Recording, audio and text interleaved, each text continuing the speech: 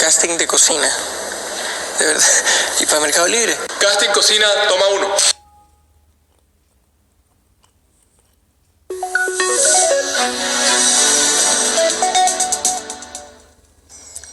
Voy a hablar sobre la memoria del período nazi en Alemania y sobre asuntos más personales con Niklas Frank, el hijo de Hans Frank, uno de los principales criminales de guerra condenados y ejecutados en Nuremberg. Señor Frank, gracias por permitirnos entrevistarle durante sus vacaciones en la Alta Baviera. Usted lleva un apellido alemán corriente, su familia no se llamaba Himmler ni Goebbels, y hubiera podido pasar desapercibido como Frank. Sin embargo, quiso darse a conocer como el hijo de un asesino. ¿Por qué?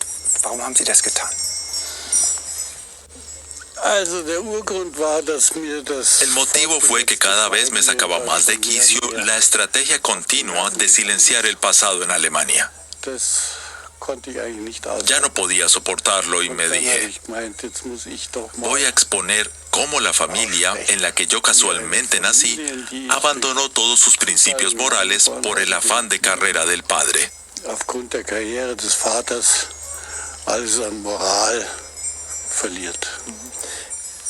Lo expuso usted en un libro publicado en 1987, Saldar cuentas con mi padre. ¿Qué quiso saldar con él?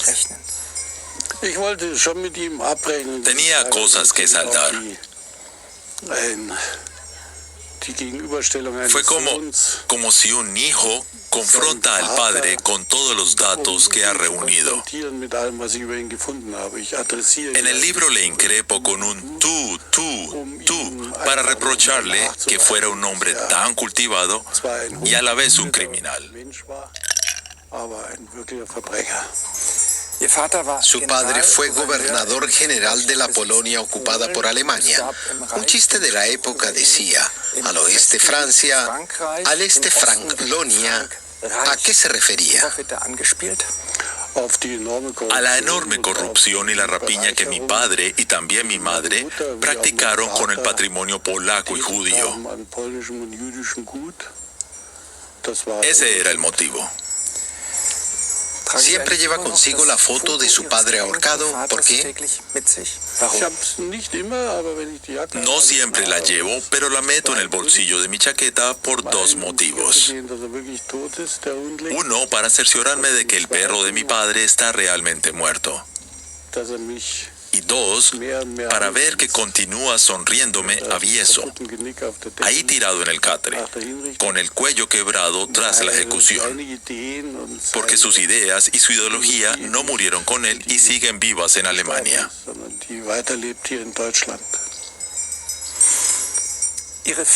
Sus 4 hermanos se hundieron bajo el peso de ese legado. Un hermano acabó alcohólico, una hermana se suicidó, ¿y a usted lo salvó su libro? Pienso que no. Ya desde niño tuve una gran lejanía frente a mi padre.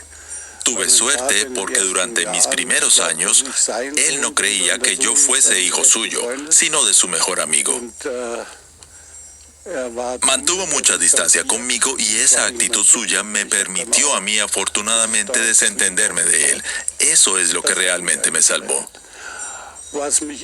Mi motivación siempre ha sido la rabia de ver cómo los alemanes, independientemente de mi familia, lo he vivido con amigos, conocidos y compañeros de trabajo, cómo los alemanes tratamos hoy los 12 años de dominio nazi, del 33 al 45.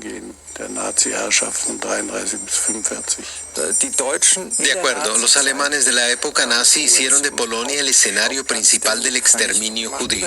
Solo allí fueron asesinados más de 6 millones de personas. Su padre, por decirlo así, era el déspota de toda Polonia y en su carta de despedida desde Nuremberg escribió: "Yo nunca fui un criminal". ¿También le enfurece eso? Naturalmente que me enfurece. Él era, por ley del Tercer Reich, o sea, jurídicamente, representante oficial de Hitler como gobernador general de Polonia. Era políticamente responsable de cada asesinado. Y nunca lo lamentó.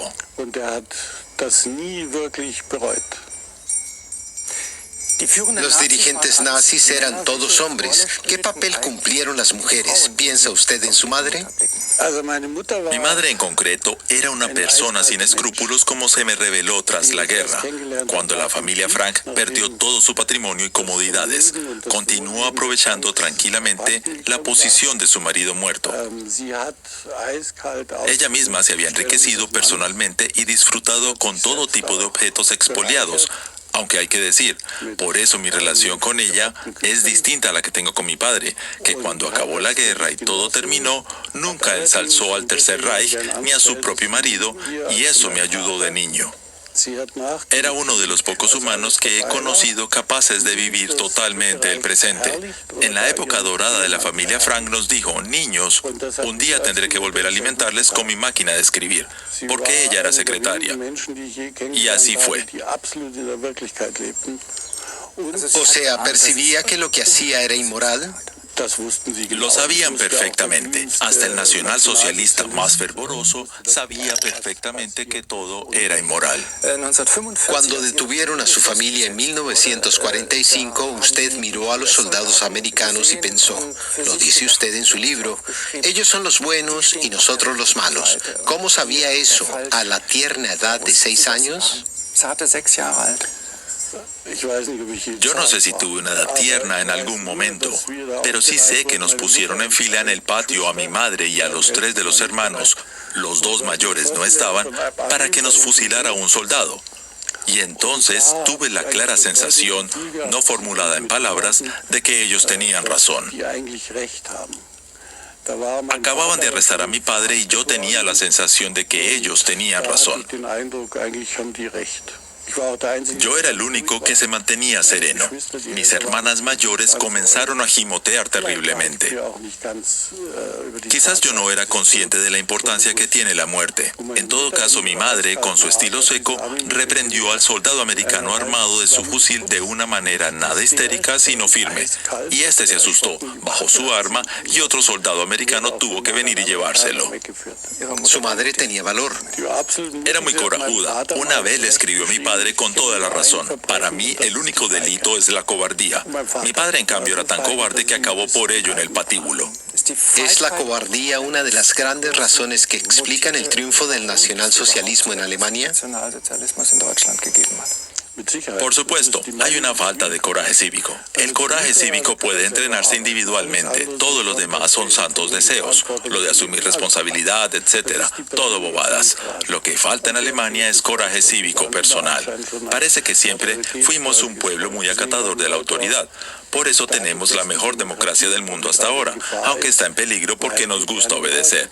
Antes los alemanes acataban la dictadura del Estado nazi. Luego se dijeron, ahora toca democracia. Bueno, vale, hagamos democracia, pero el convencimiento no les viene de dentro, es artificial. Por eso yo desconfío de Alemania.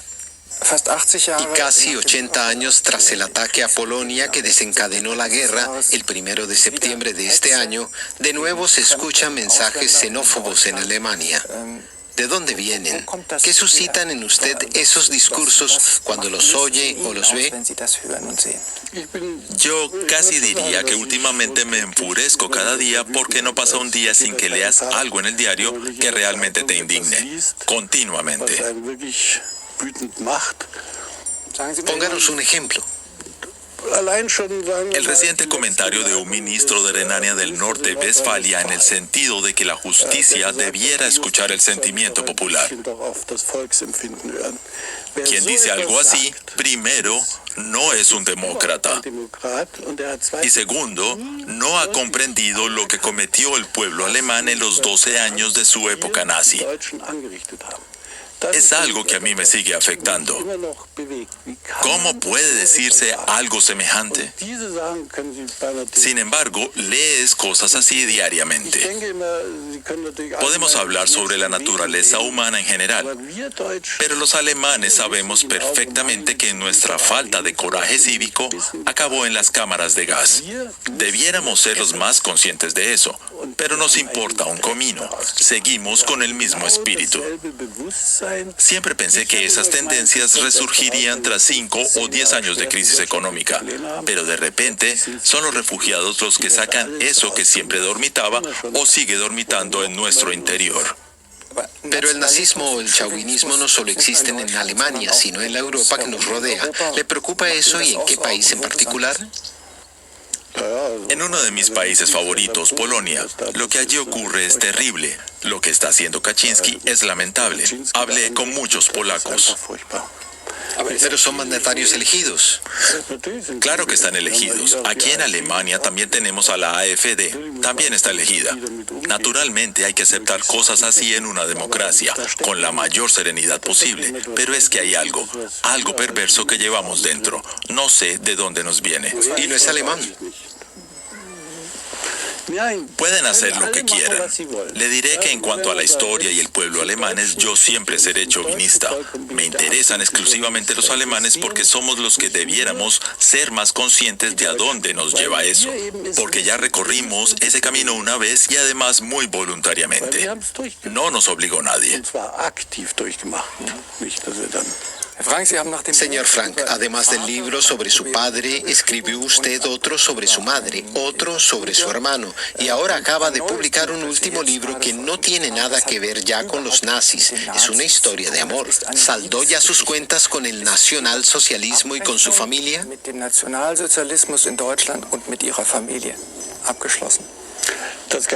No lo creo. Sigo indagando cada día en nuestra historia familiar. Mi reciente libro, 13 cartas de amor, en la que un abuelo acompañado por su nieta revisita a los 12 grandes amores de su vida, lo escribí para relajarme, para no tener que escribir palabras como Hitler, Himmler, Hans Frank, Holocausto. Encontré las cartas de amor de una muchacha de cuando teníamos 17 años. Le pregunté si ella conservaba las mías y nos las intercambiamos en una cena divertida, en presencia de su esposo. En el tren de regreso me quedé sobrio de golpe a leer mis cartas de adolescente, la presunción con la que yo escribía. Entonces tuve la idea y fue un placer escribirlo. Y una relajación, dijo usted. Le deseamos que siga relajándose en este lugar. Y muchas gracias por la entrevista. Gracias a usted.